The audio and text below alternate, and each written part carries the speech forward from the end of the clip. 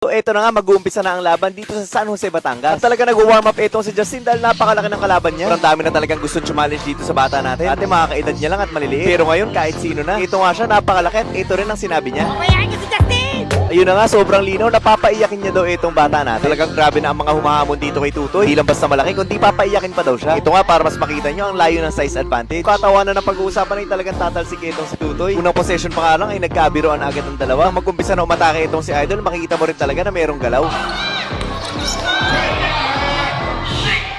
Nang sumut ng tira pero alam mong hindi siya naglalaro para lang magpatawa. Kung talagang seryoso siya at talagang gagawin niya yung sinabi niya kanina. Pero naman kapag nag-umpisa na talaga mag-pipe itong bata natin ay talaga magsisigawan ng mga tao. Hirap din talaga kalaban kapag people's choice ang kalaban mo. Gumaling na talaga si Justin mag-entertain at kumonekta sa mga manonood. Bawat dribble nga niya ay talagang abang na abang ang mga tao. Yung mga simpleng galawan ng gano'n ay sobrang lakas ng dating. Hindi ko talaga alam kung ano meron sa batang to pero napakalakas ng karisma. Kahit paulit-ulit ang moves niya ay talagang natatawa pa rin ang mga tao. Siguro nasa mukha talaga ang sikreto.